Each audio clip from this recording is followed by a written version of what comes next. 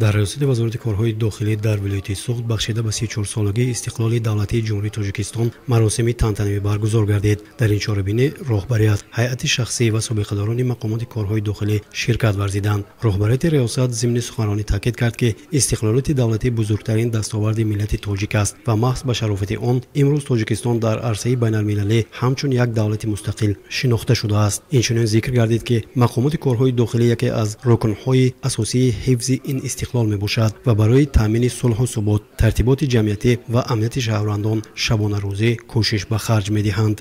امروز هیئت شخصی ریاست وزارت کارهای داخلی در ولایت سوخت با مقصد ارزگذاری به بزرگترین جشن عمومی ملی و استقلالات دولتی چاره‌بینی تنتنه‌ای شده ایستاده است. در جریان چاره‌بینی مهنت شبانه روزی کارمندان قدر شناسی کرده می شود. همچنین وابسته به این ایدی ملی تبریکات رهبریت شنیده می شود.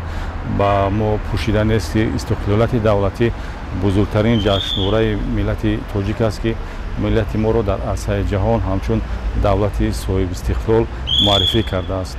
باوری دارم که 35 سالگی استقلالات دولتی جمهوری تاجیکستان را کل شهروندان جمهوری تاجیکستان با دستاوردهای سزاوار پیشواز خواهد گرفت.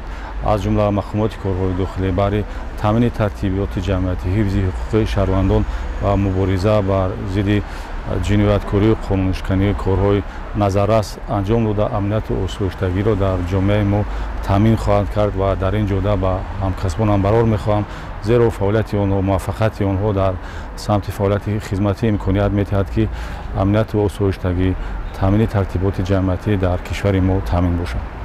در دوره چاره‌بینی کارمندان مقامات کارهای داخلی در ولایت سوخت که در اجرای وظیفه‌های خدمتی خود صادقانه و با مسئولیت بلند کار کردند، با مدال‌ها، نشان‌ها و افتخارنامه‌ها سرفراز گردانیده شدند. این اعتراف از جانب راهبریت همچون انگیزه برای کار من بعد خدمت خواهد کرد. در فرجام چاره‌بینی راهبریت ریاست وزارت کارهای داخلی در ولایت سوخت به همه کارمندان، اهل اویلی آنها و مردم تاجیکستان 34 سالگی استقلال دولتی را تبریک گفته به آنها تنصیحاتی، سعادتمندی و در راه حفظ دستاوردهای استقلال موفقیت‌های نو تمنا نمود. تجلیل جشن 34 سالگی استقلال دولتی جمهوری تاجیکستان در ریاست وزارت کارهای داخلی در ولایت سوخت بار دیگر ثابت کرد که مقامات کارهای داخلی با ارزش‌های ملی و دولتداری صادق بوده برای حفظ امنیت و ترتیبات کشور سهم خود را می‌گذارند.